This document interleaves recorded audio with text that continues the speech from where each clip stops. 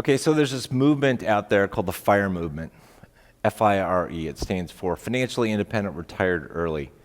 And it's gained a great deal of buzz on social media, and you'll find books about it on Amazon and elsewhere.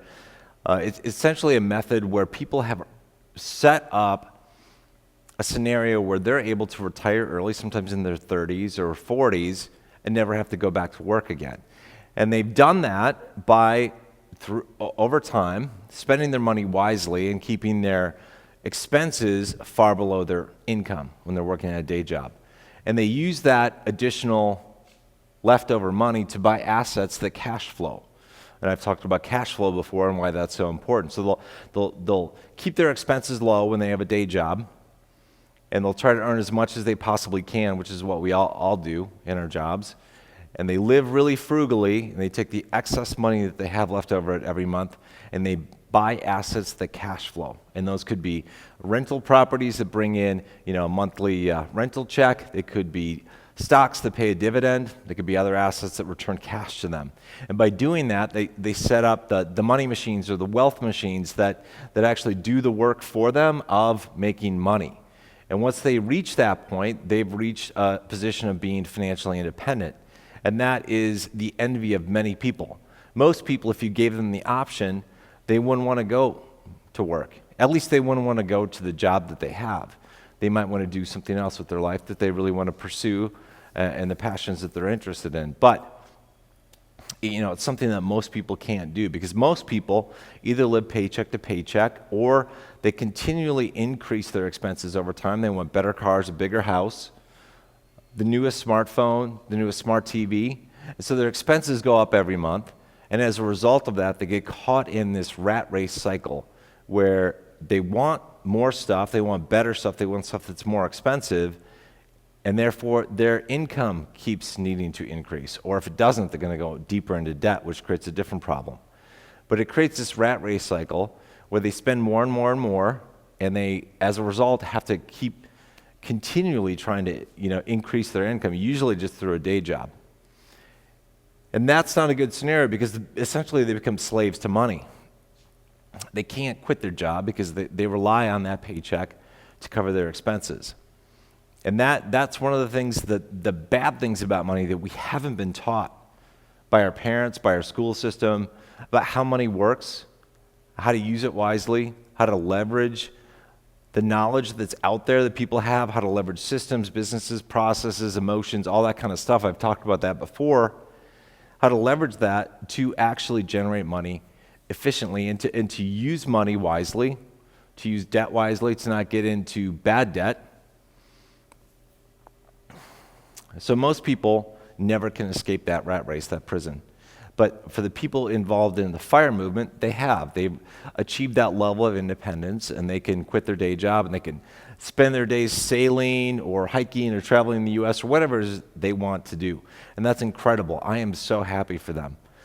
But one of the things I see that I believe is a danger in the FIRE community is that when people achieve that level of financial freedom where their income exceeds their expenses, they're very quick to drop out of the workforce, to essentially cut off their primary source of income, and to rely solely on the assets that provide cash flow.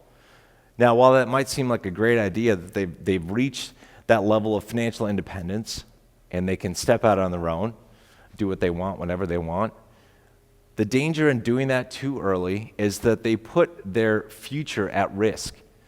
If they are relying on most or all of the income from their cash flowing assets to survive and to support their lifestyle, they're going to be in big trouble if we see an economic downturn.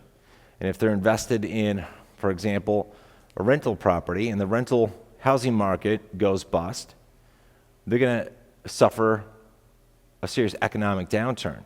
If they're invested heavily in dividend stocks and the stock market goes down, companies go bankrupt, they have to reduce their dividends, they're going to receive less in dividend payments over time. And so adjustments to the value of their investments or the amount of cash that's coming out of their investments is going to severely impact their future. Now, there's a huge danger in this because if you quit your job for 5 years and all of a sudden you're at a point where you don't have enough money to survive, you have to go out and get another job. Guess what? Your resume has a blank spot on it for 5 years. That does not look good to employers. Like, what have you been doing? The employer is going to see that, and they're going to say, this person's skills have, they've gone by the wayside. They've stagnated. If you're out of the workforce for 5 or 10 or 15 years and you find yourself needing to get back in, you are way behind the times when it comes to technology, how business works, how sales works, whatever it is that you need to get back into to be able to generate money, you're way out of touch with that.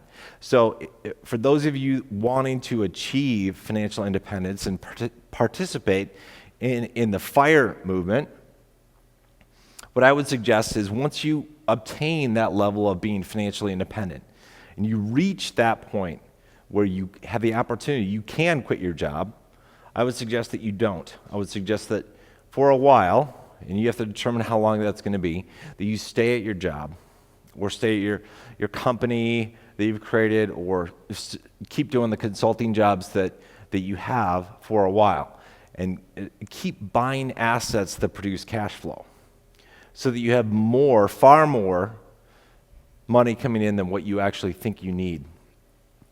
Because there are always things that come up in life that are unexpected. Some of our assets are going to start returning fewer dollars. You're going to have less money coming in every month.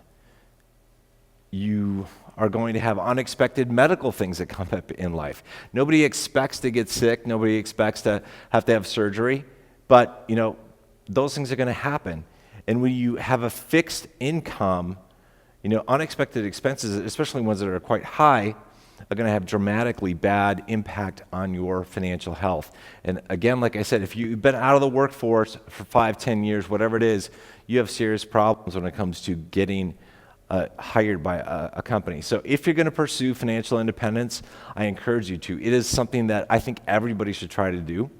But you just need to be conscious of the fact that once you reach that limit, that you are financially free, that you paid off your debt, that you set up systems, you bought assets that bring in money to you every month, the cash flow, that you still stick it out for a while, that you stay with it and continue to buy assets that increase your monthly and yearly cash flow, because you're going to need that. If it were me, if I were going to be doing this, I would not stop once I just reach just the bare minimum to retire. I would probably, for myself, I'd probably went 3 or 4 times what I wanted before I just said, hey, I'm out. Because I don't know what's coming in the future. And the future, if you're not prepared for it, can deal some pretty strong blows. So.